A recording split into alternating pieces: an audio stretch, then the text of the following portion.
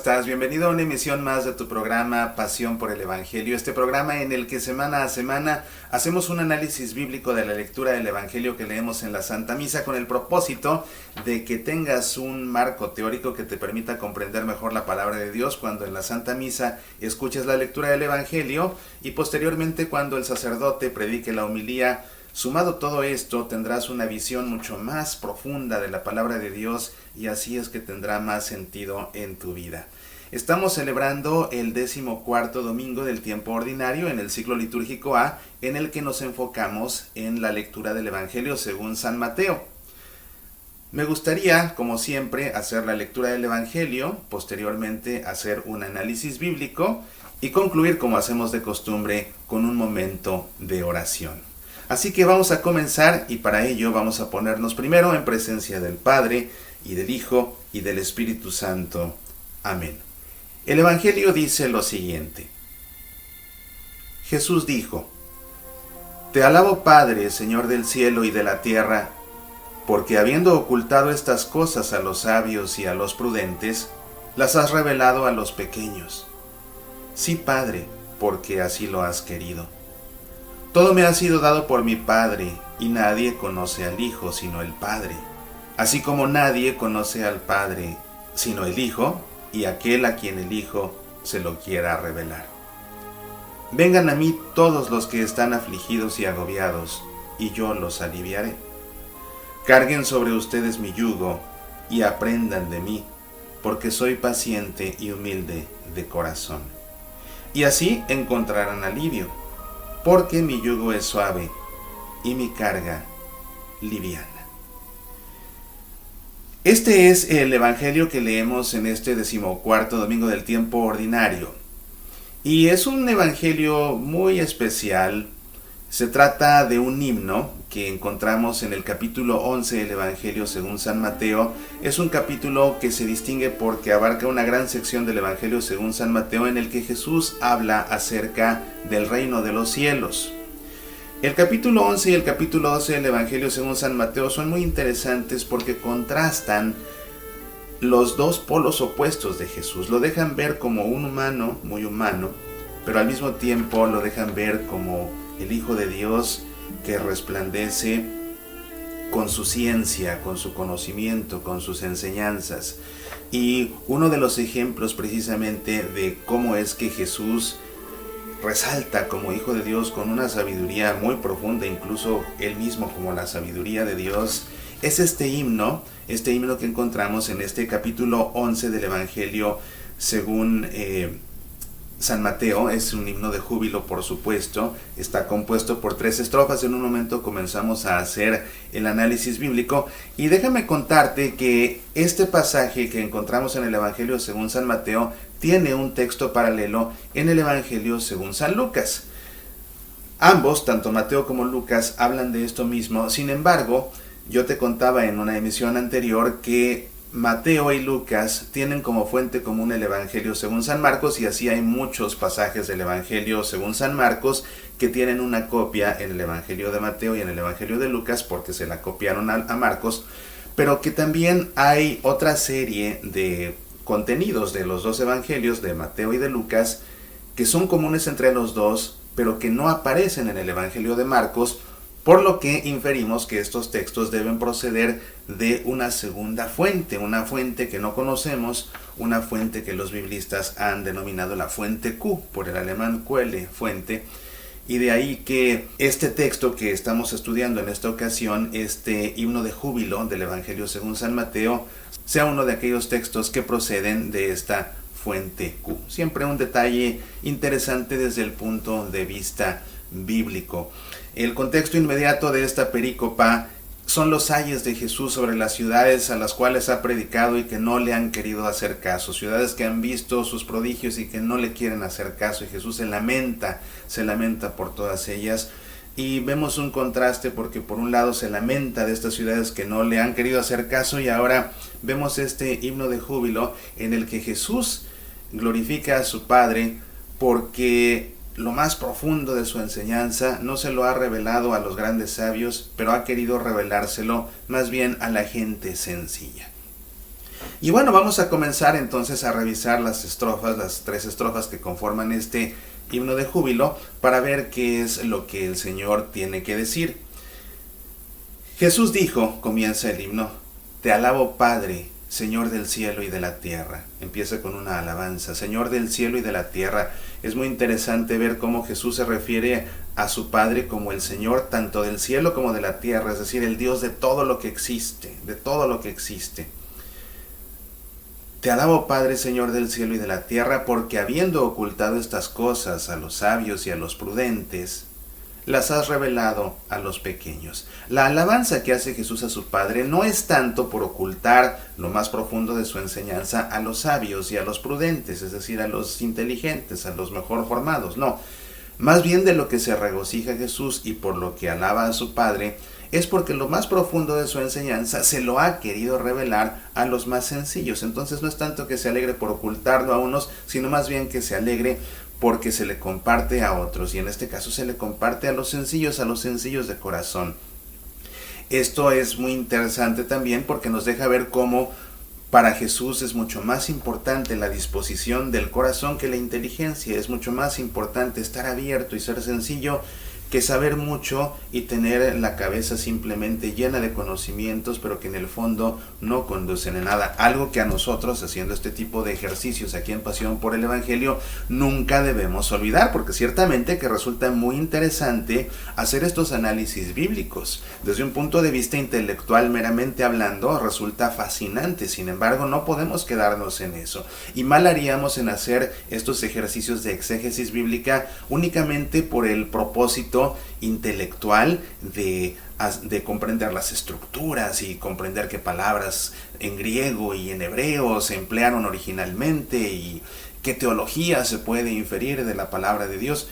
Haríamos mal si nos quedáramos en eso. Finalmente, el ejercicio de la exégesis bíblica, interpretar la palabra de Dios, tiene que llevarnos a comprender mejor lo que Dios nos dice, para así escuchar mejor, comprender mejor la palabra de Dios, y que esto se traduzca en una relación más profunda de nosotros con Dios, y que eso se traduzca a su vez en vida.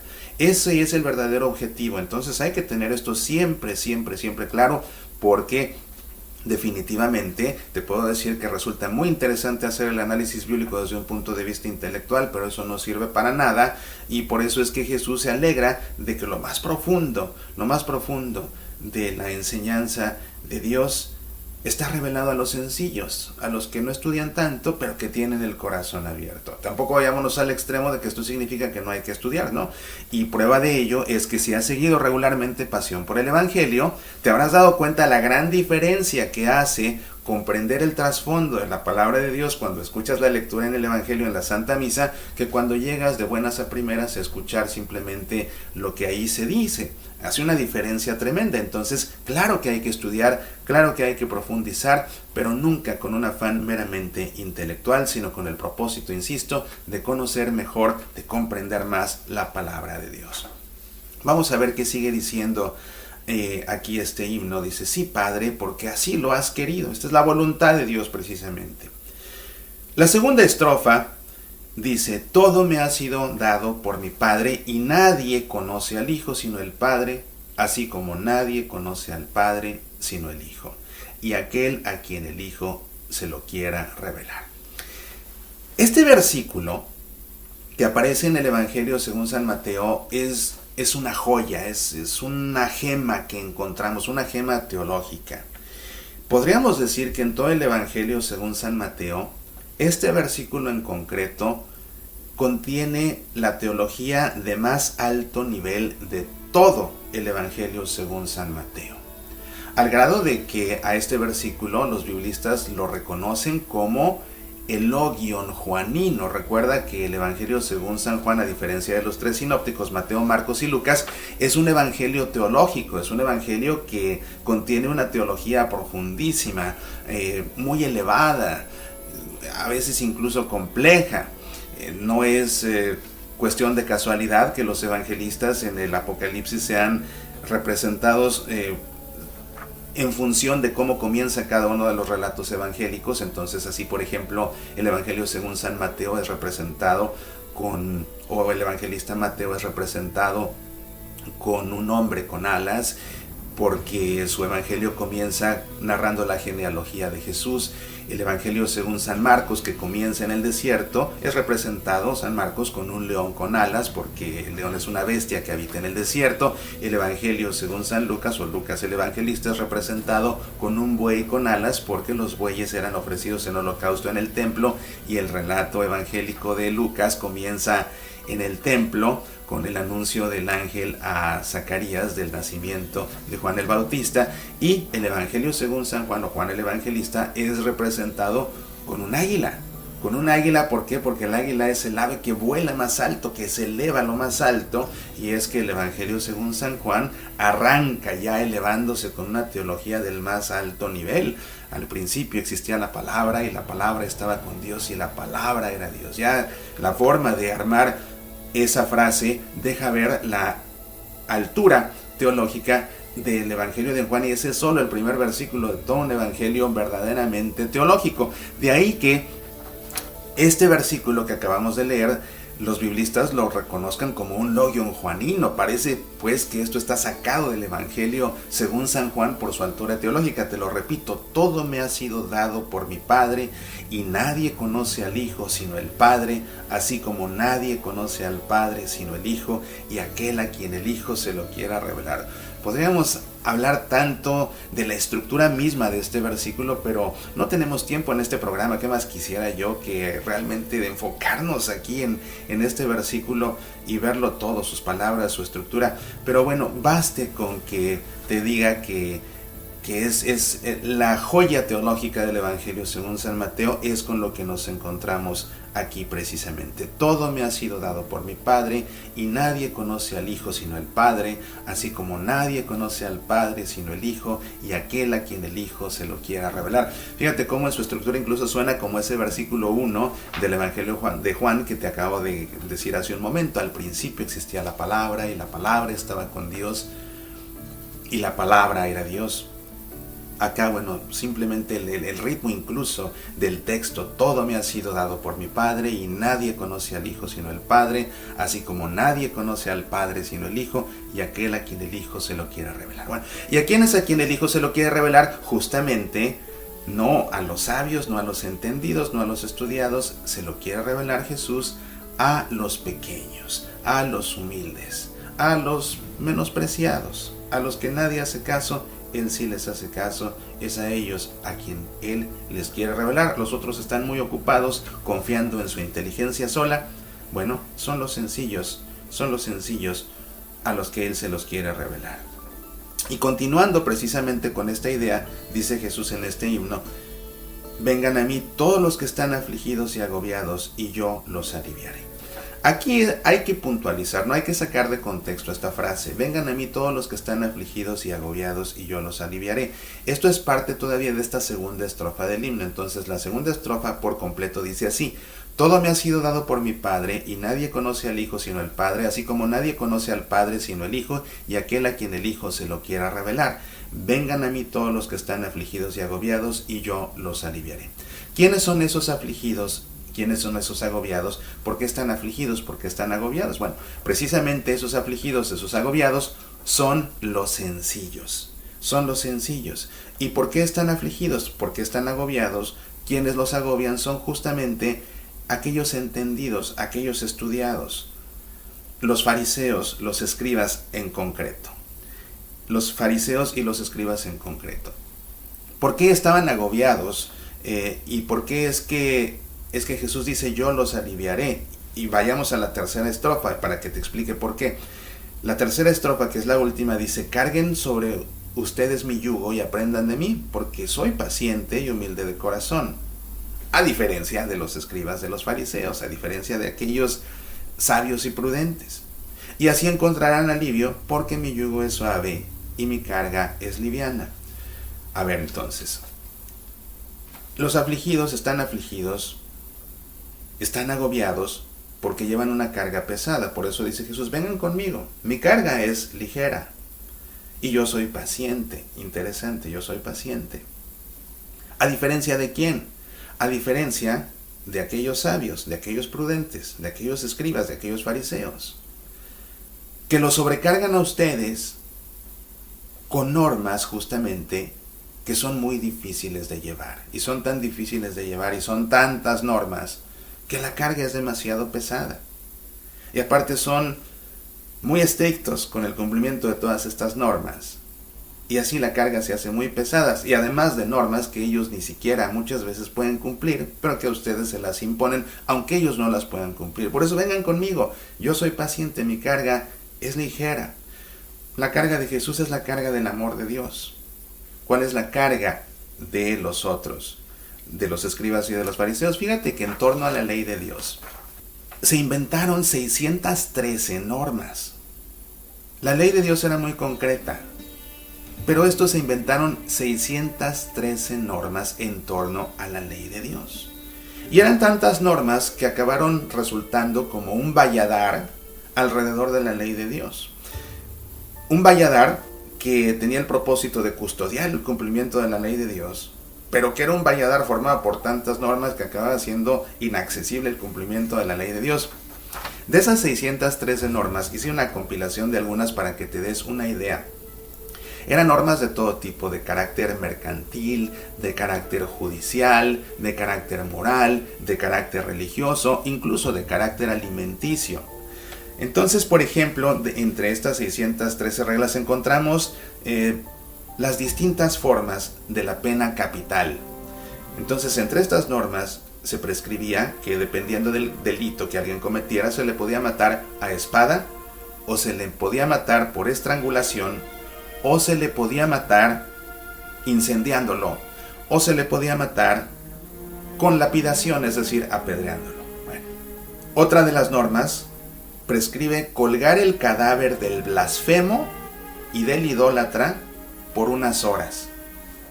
Si ya lo mataron, ¿para qué? Bueno, pues esta era otra de las normas. Había que colgar el cadáver del blasfemo y del idólatra por unas horas. ¿Para qué? Para exhibirlos, para que todo el mundo aprendiera que ellos habían sido unos blasfemos y también les sirviera de lección para que aquel que quisiera blasfemar mejor ni se arriesgara.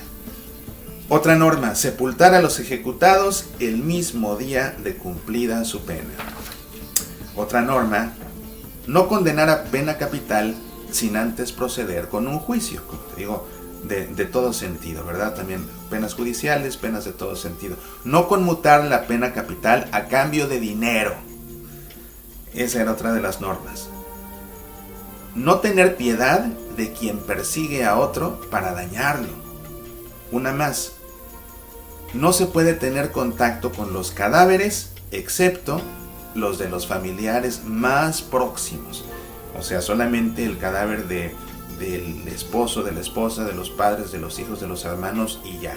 Y lógicamente para sepultarlos. De lo contrario no se podía tener acceso, no se podía tocar el cadáver de nadie. Fíjate cómo estas normas María Magdalena y las demás mujeres las violarán cuando Jesús muera. Ellas no eran parientes de Jesús, pero ellas lo tocan para preparar su cadáver precisamente. Otra norma, por ejemplo, fíjate, estas son interesantes. Quien propagó falsos rumores acerca de su esposa, no se divorcie de ella en toda la vida. ¿Sabes que los judíos permitían el divorcio?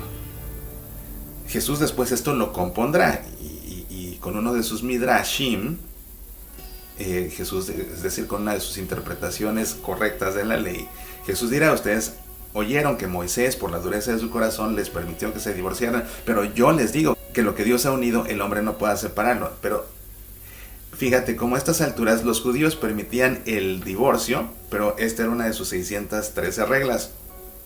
Quien propagó falsos rumores acerca de su esposa no se puede divorciar de ella. ¿Quién es la culpable? ¿Quién es el culpable? El culpable aquí es el que propagó falsos rumores acerca de la esposa. Y la prescripción es que no se puede divorciar de ella. La dañada fue ella, fíjate, permiten lo incoherente, permiten el divorcio. La afectada es la esposa porque el esposo hace chismes de ella para desprestigiarla, y la prescripción es que él no se puede divorciar de ella, que resultó la afectada. Otra norma, castigar con latigazos a quien difame a su mujer, y además no se puede divorciar de ella. Nuevamente aquí está, ya puedes ver tú, el que hable mal de la esposa, el que la difame, La pena son los latigazos, pero si insiste no se puede divorciar de ella. Y la afectada fue ella. Después otro más. Que la mujer considerada infiel beba aguas amargas. Ese era el castigo para la mujer infiel. Beber aguas amargas. Algunas, fíjate qué fuerte esto. Dice, aquel que violó a una mujer, la despose.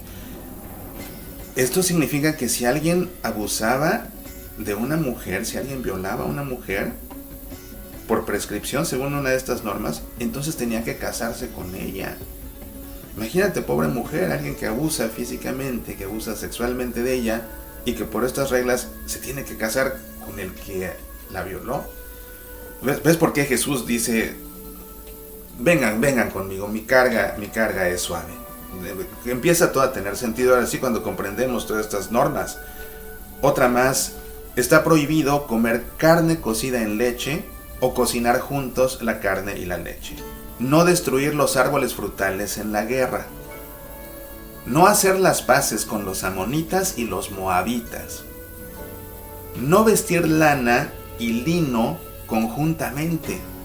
Claro, el lino es para cuando hace calor, la lana para cuando hace frío.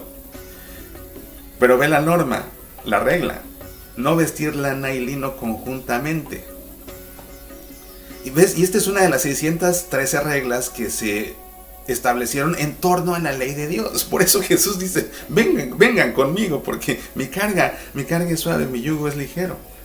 Otra más, no tomar crías o huevos estando la ave madre en el nido, sino que ahuyentarla primero. Era otra de las prescripciones. No podías coger huevos. Si estaba la mamá, tenías que ahuyentar a la gallina, entonces podías coger los huevos. Bueno, pues por eso, creo que con esto queda claro a lo que se refiere Jesús, ¿ves? Por eso es que Jesús dice esto.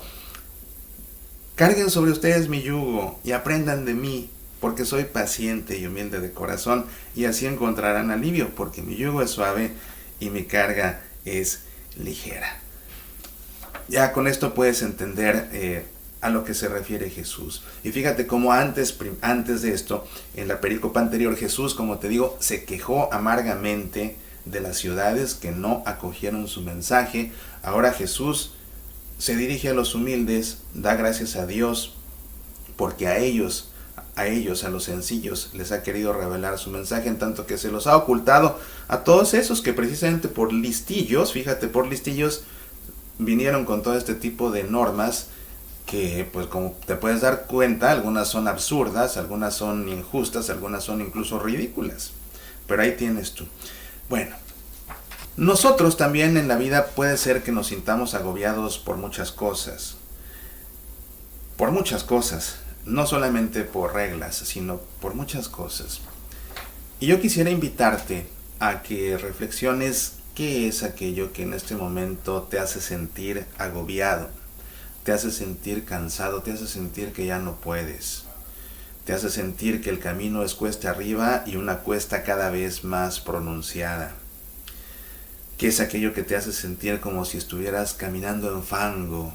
O quizás incluso como si estuvieras atrapado en arenas movedizas que por más que haces por salir, lo único que consigues es hundirte cada vez más. ¿Qué te agobia? ¿Qué te pesa? ¿Qué te cansa? Puede ser una relación con alguien, puede ser el trabajo mismo, puede ser una enfermedad, puede ser un problema que por más que haces no puedes resolver. ¿Qué te pesa? ¿Qué te agobia? ¿Por qué no todo esto lo pones en tu corazón y desde ahí lo pones en manos de este Jesús, cuyo yugo es suave y su carga ligera y que es paciente, para que Él te ayude a resolver aquella situación, para que Él te dé entusiasmo renovado que te permita salir adelante y que te permita continuar a pesar de los pesares? A veces Jesús, y Él sabe por qué, no elimina los problemas. Jesús no nos quita la cruz, pero Él nos enseña cómo cargarla. Y lo que puede hacer Jesús sí es darte ese entusiasmo para que continúes hasta el final a pesar de los pesares. Y con todo esto y con todo lo que hemos reflexionado en este día, te invito a hacer un momento de oración. Te invito a que por un momento cierres tus ojos, pongas tu mano sobre tu corazón y en tu interior hagas eco a estas palabras. Estoy cansado, Señor. Levántame cuando caigo en los errores de siempre. Consuélame cuando me fallan las personas que tengo a mi lado. Anímame cuando las cosas no salen como yo quiero. Estoy cansado, Señor. Dame fuerzas, porque a veces el vivir me debilita. Dame vida, porque la muerte me asusta. Dame tu fe, porque a veces tengo dudas. Estoy cansado, Señor, y a veces es porque estoy lejos de ti, porque no te escucho como debiera, porque te olvido y te dejo de lado, porque teniendo tu pecho, prefiero otros apoyos que me dan en la tierra. Estoy cansado, Señor. Ayúdame a confiar en ti. Ayúdame a esperar en ti. Ayúdame a descansar en ti.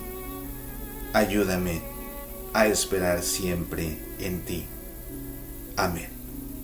En el nombre del Padre, y del Hijo, y del Espíritu Santo. Amén. Me ha encantado compartir este rato contigo, reflexionando sobre la palabra de Dios, aprendiendo más acerca del Evangelio, conversando contigo acerca de esta gema teológica que hemos extraído, que como te digo es la frase teológica más elevada en el Evangelio según San Mateo. Todo me ha sido dado por mi Padre, y nadie conoce al Hijo sino el Padre, así como nadie conoce al Padre sino el Hijo, y aquel a quien el Hijo se lo quiera revelar. Demos gracias a Dios de que Jesús ha querido revelar todo esto a nosotros, y démosle gracias a Jesús de que a través de Él podemos conocer a su Padre, y así que su Padre se hace accesible a nosotros en nuestra vida. Tenemos una cita el próximo fin de semana para seguir aprendiendo juntos acerca del Evangelio, y también tenemos una cita todos los días en nuestro programa Semillas para la Vida, que puedes escuchar en tu estación de Radio Católica o a través de nuestro sitio semillasparalavida.org. Te deseo que Dios te colme de bendiciones. Apasionate por nuestra fe.